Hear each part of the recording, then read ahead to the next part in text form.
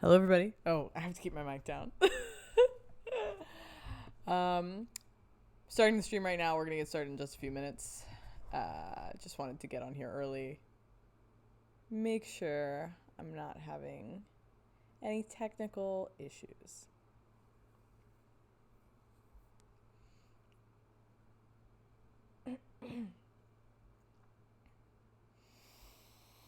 We're going to get started in just a minute.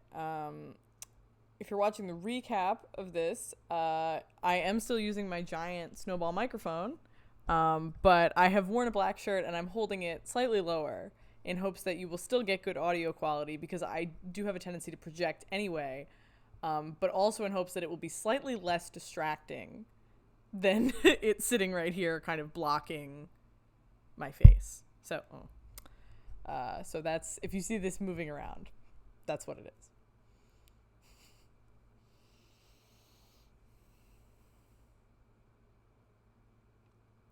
And if you see me, my eyes darting back and forth, it is because I'm checking over here. I have my iPad set up as a makeshift second monitor. So that's why I'm looking over here. And then, does anybody really want to know the tech setup? I don't think anybody asked. All right, it's 6:30. We're going to get started. So, hello, if you're tuning in live watching this, thank you for being here. My name is Grace. I'm one of the digital organizers for the Redress Movement. Thank you for tuning into our live stream.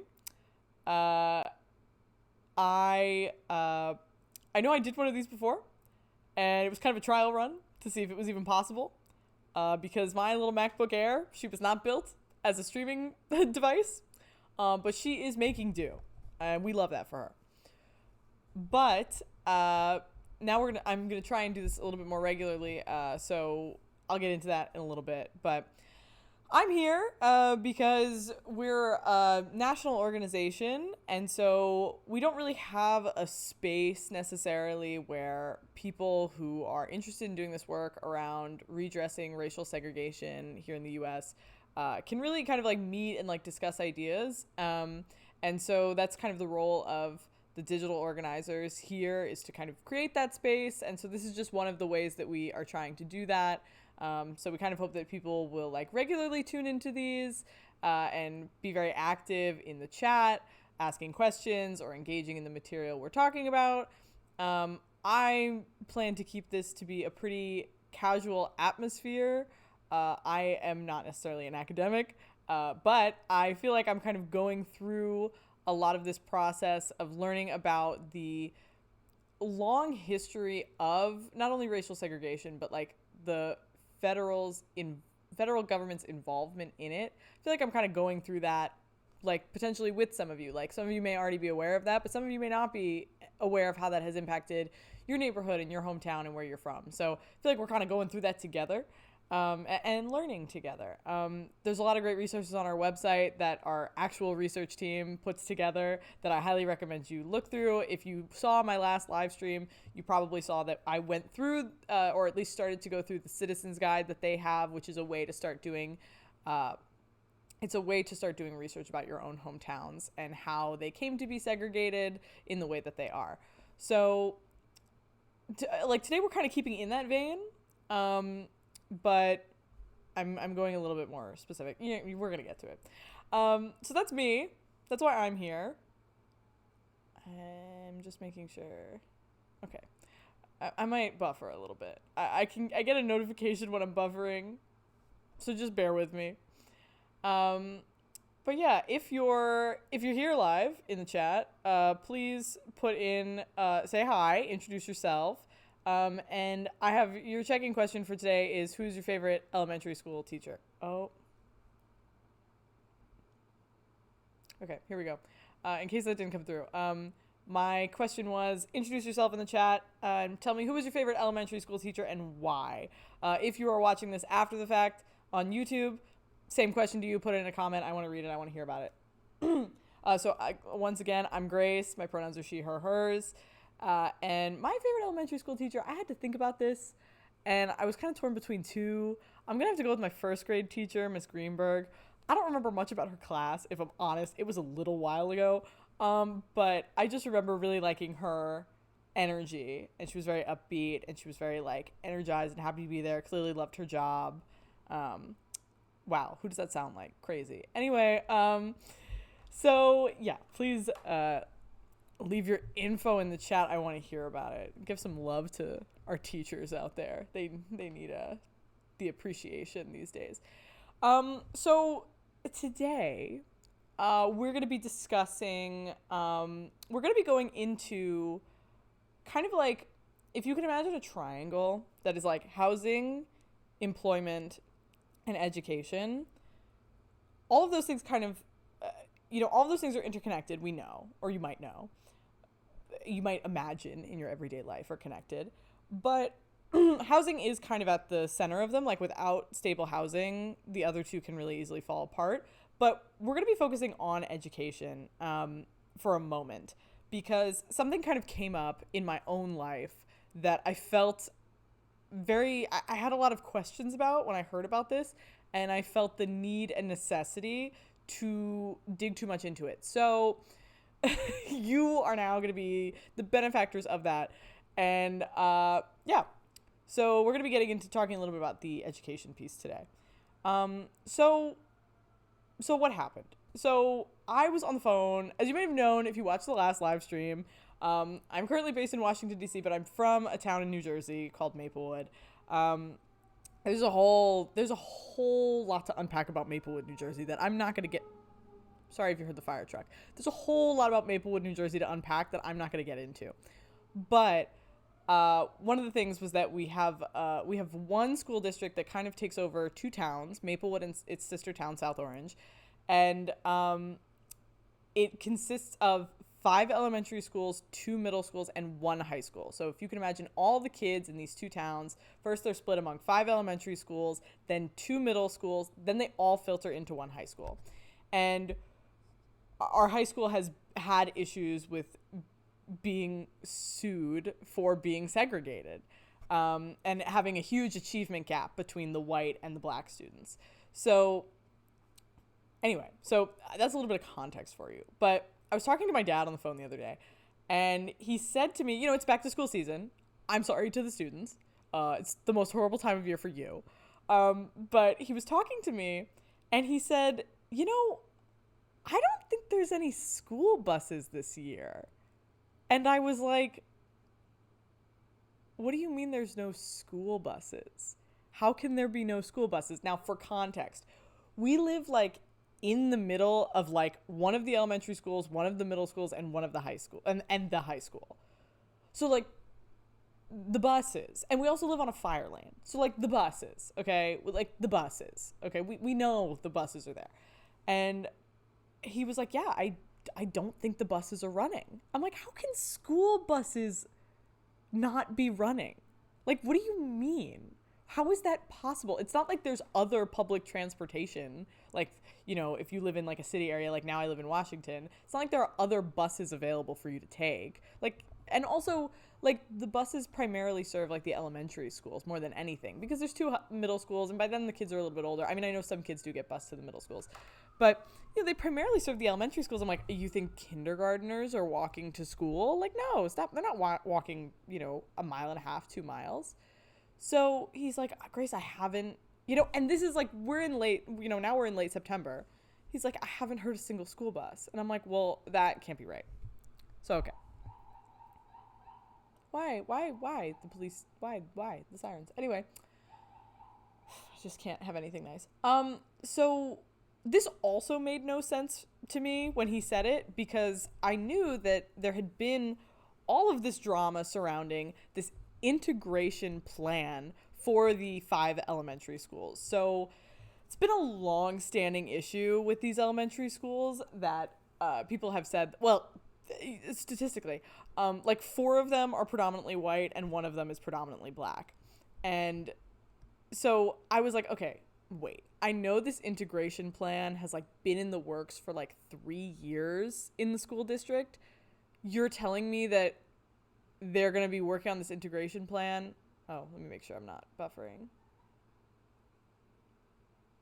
You're telling me they're going to be working on this integration plan, but then they're going to stop providing buses to students? Like, how could this make sense? So I dug into it. That's the moral of the story. So that's what we're talking about today. What the heck is happening? I'm waiting until the notification goes away. If I'm not buffering when I get this notification, I'm sorry. So anyway, so I dug into it a little bit. So here's what I found out.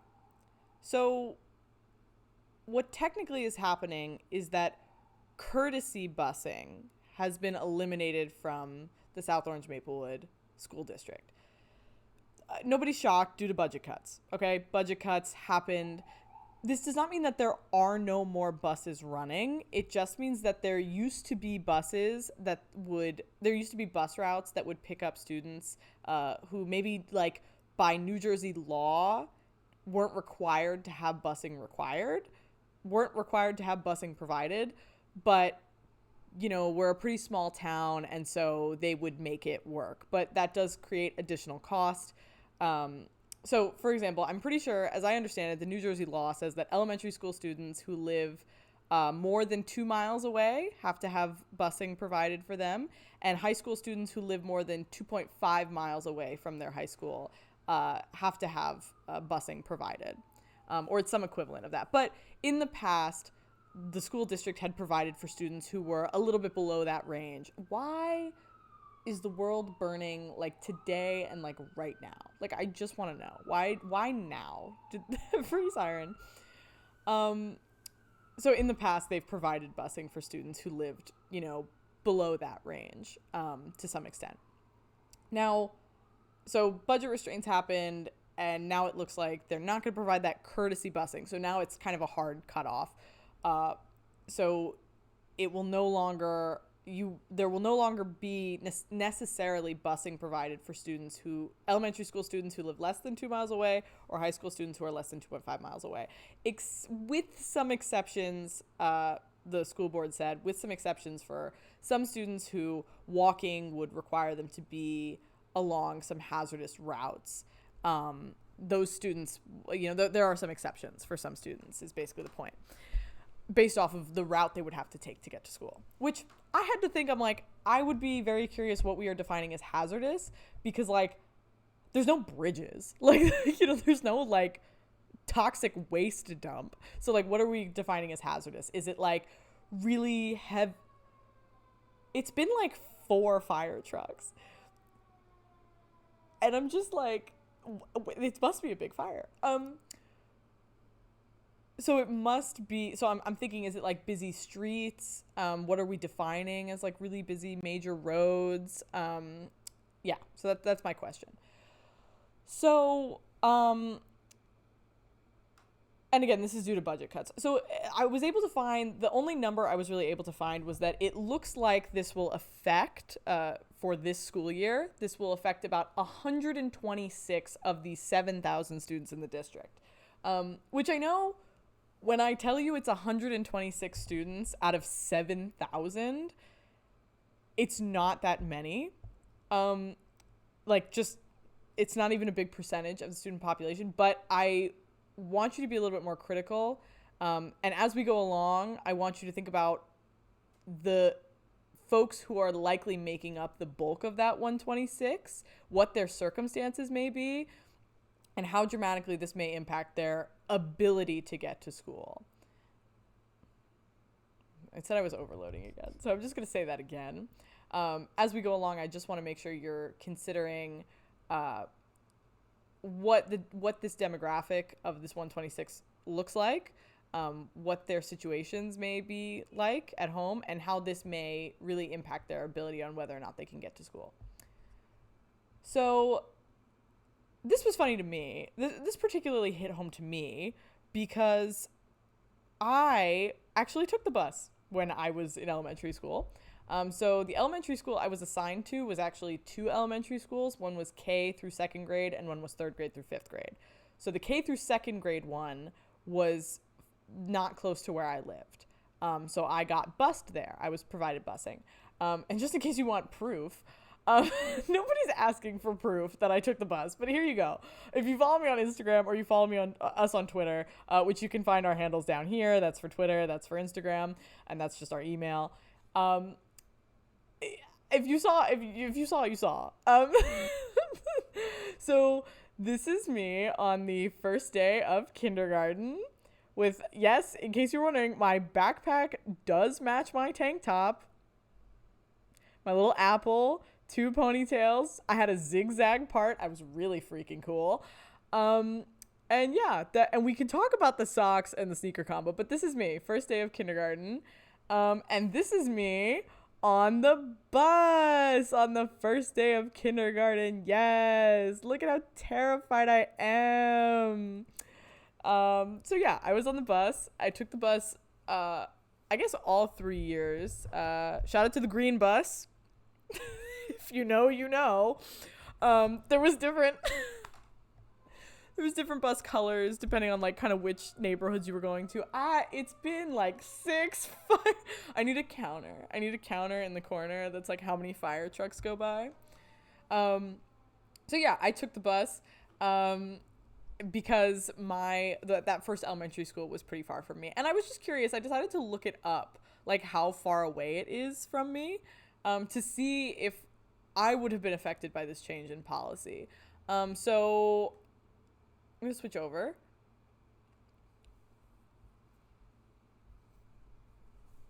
So here you can see, let me move it so you can actually like see the map a little bit better. You can see the starting point. Here you go. No, it's not better. Okay, so I didn't give you my address for reasons. I didn't want to give you my address. So yeah, so here you can see a map of, but I didn't put in my actual home address, but I did the starting point as Jefferson Elementary School, which is very close to where I live, versus the elementary school I had. So Jefferson Elementary School is the one that's 3rd grade through 5th grade, and Marshall is the one that's K through 2nd grade. So I live right by Jefferson Elementary School, and I was going to go there once I hit the 3rd grade, and I would go there for 3rd through 5th grade, but for K through 2, I had to go to Marshall. So you can see here it says it's 2.2 miles. From my actual house, it's like just about exactly 2 miles. So I probably wouldn't have been excluded from the new busing policy. However, a lot of people, like I would have been just the border of it, which is crazy considering that if you see where it says like Columbia High School and Stop and Shop, that's a really popular area for a lot of single family housing. I knew a lot of people who lived in that area, and there's a lot of apartment complexes around. Actually, no, there's apartment complexes around there. So it's crazy that wouldn't have been included, and those students just wouldn't receive busing because there's such a huge density in between there. Also, you may notice on the side, it says this is a 44-minute walk. So certainly not a walk that is feasible for like kind of any student, let alone a K through 2nd grader. And I'm not going to do it because it's going to overload my computer, but this street that you see here where the Stop and Shop is, heading towards South Orange, that long stretch, yeah, that's Valley Street. It's not a bad street by any stretch, but it is a very busy traffic road, and it's certainly not like a place I would want little kids walking. Not that I'm saying that this busing policy necessitates that now all kids walk to school, and that certainly wouldn't have been the case for me because I had a parent who worked from home, so I would have had somebody to drive me to school. But so this wouldn't have really affected me dramatically, right? I just wouldn't have taken the bus and my mom would have drove me to school. But I'm not the people I'm concerned about. I'm not the type of student or the demographic of student that I'm concerned about with this policy, right? Because I'm pretty fortunate in that regard, and I didn't have siblings who were close enough to me in age that it would have been an issue in terms of like, oh, we have to drive one to this school and one to this other school. What I'm more concerned about and what I was reading about was that, there's obviously parents who can't drive their kids to and from school every single day. But now there's kind of no option for those parents, right? Because your child, your elementary school child, cannot walk this distance, especially not alone, and you can't take them. You may not have, access to childcare or to just assistance, like, family members to help you out. And if you have to go to work, you have to go to work. Especially because, like, some of the schools, I think all of the elementary schools do have like before and after care options, but those fill up very quickly, especially with these changing integration policies that are happening, this changing integration policy for the elementary schools, right? So you're going to have more students who are going to elementary schools that aren't near them. So I actually I don't know, but I actually think part of the reason that Jefferson was split into Marshall and Jefferson, as like they're kind of all together, was in an attempt to kind of integrate them more, because Jefferson is one of the whiter schools. But so I kind of could have been like mildly a product of that. But anyway, so yeah, this wouldn't have been necessarily a problem for me as a student. But it could have. I could have been in that cutoff, and granted, my mother still would have been able to take me to school, but there's a lot of people in my neighborhood or just in my same situation, like my same distance from Marshall, that could have potentially had a real problem with that. So we're going to talk a little bit more about this integration program because it's fascinating, and I had a lot of questions about it. I've had a lot of questions about it for a while. So the basic premise was that, let me take a sip of water here before I get into it.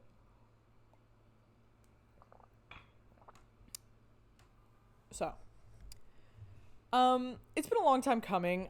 This is one of many attempts to diversify the elementary schools in order to close the achievement gap that is prevalent by the time students get to high school.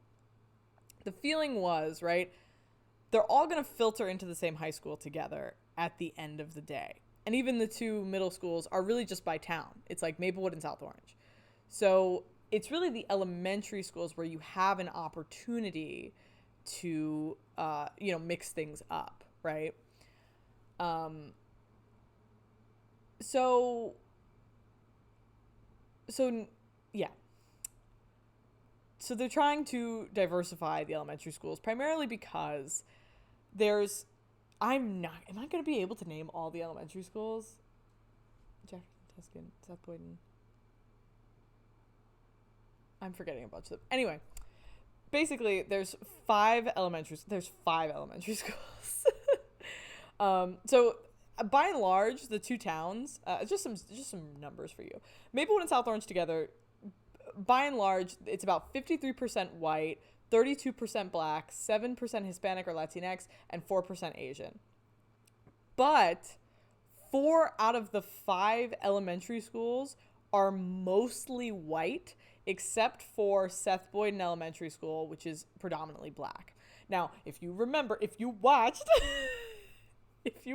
my last live stream, you would have seen me kind of show, like, yeah, this is how the town is really segregated, and it ends up segregating all of the elementary schools as well.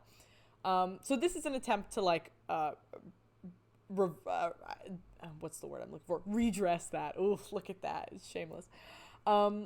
So unsurprisingly, this results in an achievement gap, right?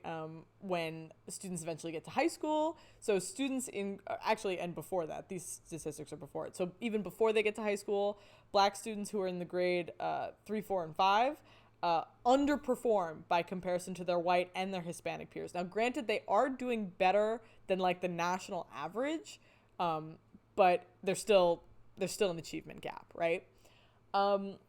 This is, like I said, a really age-old issue in Maplewood. There were attempts, within the past 20 years, you've had a lot of attempts to do this. It's always been kind of a problem because the neighborhoods have also been segregated. Like, it boils back to that. It always comes back to that. So it's all tied together in that way. There have been some changes in terms of how the neighborhoods are segregated. You have seen some greater this is the way I'm gonna say it. you've seen some greater diversity in neighborhoods that used to be predominantly white. However, it is very much that white neighborhoods have seen more Black and Hispanic families move in. It is not that Black neighborhoods have been invested in or built up. Does that make sense? So, which, like, sounds maybe okay upon a first pass of that, but that's not, what I want to say is, like, that's not liberation, right? That's not like, that's still kind of controlling, right? Because it's very much like, oh, we let you in, we could always kick you out. It's not like ownership of this community in that way. And it seems like there's still a lot of, like, fear there, you know, like there's still kind of like, well, we can't build up this neighborhood. We don't want to invest in this neighborhood. So I'm going to leave that there. That's another live stream. But so there's been that has happened. So you have seen some greater diversity in white neighborhoods, but what you haven't seen is necessarily greater diversity in predominantly Black neighborhoods. So you're still going to have that problem, right? You're going to have some students in some elementary schools, some Black students in some elementary schools who they move to a white neighborhood. They're going to get the benefits of that, you know, mostly white school and neighborhood, right? But you're still going to have a elementary school that is mostly Black that still has students that are not being given the same opportunities, right? So you get what I'm saying. It doesn't really solve the problem. It solves the problem for a couple people. It doesn't really address the root underlying cause of the problem. So the plan is, you know, integrate before they get to high school, get in as early as you possibly can, and change this. So it's actually interesting. So the plan was based off of the Berkeley model, which is from 1968, which is very fascinating. That's how Berkeley integrated their public schools, which ironically enough was mostly through busing. Which I just think that's the funniest part of this whole thing to me, is that they based this integration model off of the Berkeley model, which was all just bus students to different schools and they'll be fine. And then they took away the busing. And I'm like, wait, how is this working? But they created an algorithm to sort students into these elementary schools based off of a couple factors. Parents' education level, self-reported parents' education level, parents' income, distance and proximity from the schools, and having a sibling in a school already. Now, the having a sibling in a school already is kind of like a double-edged sword because it's convenient because, like, well, parents don't have to drive to two different schools. However, it does also kind of reinforce segregation if it's already there, but that's neither here nor there. I get why they put that in there. And that was also to help with transportation costs, which clearly were a problem. So, but I think the idea was to not just do this based off of race. That was also part of this algorithm and its design, was to not just do it based off of race, but to do it by socioeconomic class more so than anything. And from what I was reading of smarter people who understand this better than I do, this has like been pretty innovative the way this algorithm is set up. So parents have no input in terms of like their preference, no input. It doesn't matter what elementary school you want your kids to go to. That's not taken into account. You have no preference ranking that happens. So, right. So it's been this next year will be really telling on how well it's working. From everything I've been reading, it's a little too early to tell, but it does. There's a lot of promising information and data that's coming out, but it's not perfect. And what was most compelling to me is that it seems to be that wealthier students are more likely to be able to attend the schools in their neighborhood than lower income students. This makes a lot of sense when you think about it. Because let's say you have, you're in a given neighborhood where there's all of the families in that neighborhood around that elementary school. So you could take Jefferson Elementary School where my family lives, and all of the families around there. Let's say 90% of them their parents have a college degree, their parents make the average median income, they're middle class, right? and, you know, the sibling in a school already, you know, let's just take that factor out for now. But with all those other things being equal, it's like, yeah, then the factor that is going to be weighed the most is their distance from school. So they're going to be, if it doesn't really matter which of those students go, like there's enough of those at each elementary school or around most of each elementary school. There's probably more of them in general, right? Because it's a largely middle or upper class town. So the factor that's going to be weighed in the most is their distance from a school. So that's going to be kind of the deciding factor. And that's where they're going to end up. Whereas there's less in both towns, there's less lower income students. So they have to be, in order to even out the schools, they have to be spread out. More of them will have to be spread out. Those factors will weigh in more and determine them going to a different school. So, some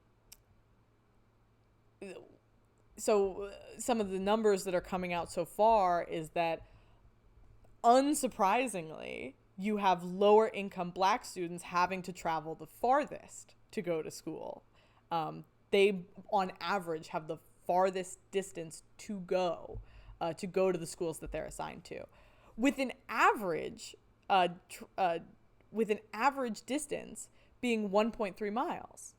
And I'm like, wait a second. Now we've come back around. We've come fully back to the bus issue, which is that 1.3 miles, you're not covered for, you know, K through 12. There's no courtesy busing for you. So under this new integration program that is supposed to diversify the schools, which would be to the benefit of all students, right? You're still harming and putting up obstacles for lower income Black students to get to school because you took away busing, right? And it also seems like 10% of lower income Black students were actually placed at a school 3 miles from their home, right? Which is even worse, right, than what I was saying. 2 miles, I already was like, that's a lot. 3 miles is even worse. So it's just like, so that was what I was saying earlier about this 126 students that are being affected by this lack of courtesy busing. I don't know the breakdown in particular, right? But if I know that lower income Black students have to travel the farthest, but the average of it is 1.3, it would kind of stand to reason that they're going to make up a bulk of that. And we also know that wealthier students who are probably more likely to either have a parent who works from home, a parent who could drive them to and from school, or some other kind of help in the home that could transport them to school, they're less likely to be placed farther from home. So it's one of those things where it sounds really good on paper, but it's curious to see how it's actually panning out, because it's kind of looking like you're actually still harming or creating obstacles for the folks, or for the students that you're trying to help the most. And I think it's really not necessarily the integration policy itself, but it's this combination with the cutting off of the courtesy busing that's really causing the harm here. Because the effectiveness of the Berkeley model was that it was providing busing for all students to get them wherever they had to go. So it took away an obstacle from diversifying schools, as opposed to keeping one in place, and kind of a socioeconomic one, if you think about it, being able to drive your kids to school in the morning. So, wow. You know what's funny? I just was like, wow, I've been talking for 30 minutes, and I thought I'd been talking for like 15. So I was going to take a pause here and do a little culture break, you know, for the culture. but it's fine. It'll be quick. I just wanted us to have a laugh, if you don't mind. Give me a hot second while my computer overloads. So in case you don't follow me on Twitter, or you don't follow the Redress Movement on Twitter, what are you doing? Please follow me on Twitter. The Twitter handle's right here. Because I make really funny memes like this. I'm gonna move myself over here, so you can see it. This is so funny to me. Like, I hope you read this in my voice. Like, I hope I saw this meme. I was like, this is me. I am her. Like, I am her, you know? Yeah, I saw this meme. I had to do it. I'm going to show you this other one that I'm not going to read out loud, but I thought was funny. It's actually 2 different ones put together, but it's making me laugh. So it says, finally, the real trolley problem.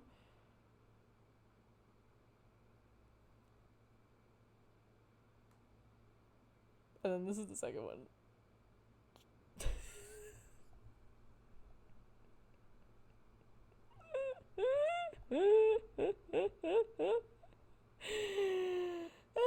I can't take credit for this. I didn't make this one. I just think it's really funny. And I just felt like sharing that.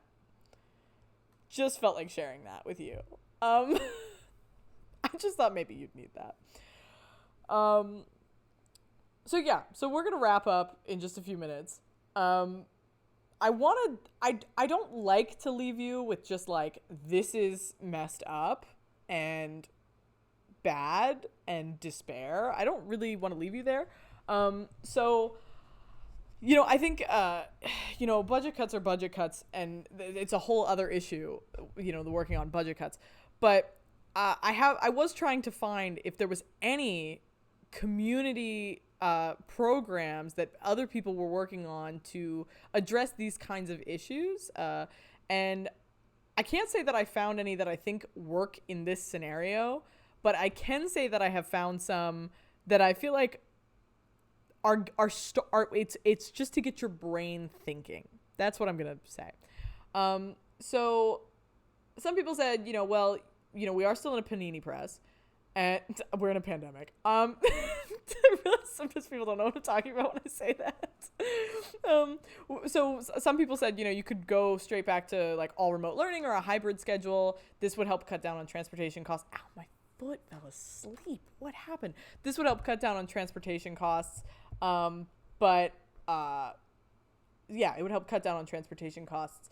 But we also have to remember that in other parts of the country, especially in rural areas, there is an assumption there that everybody has the same access to technology and the internet reliably, and that's not true. So you're still really not helping the most impacted folks or, you know, lower income Black and brown folks get education easily. You're not really taking away an obstacle for them.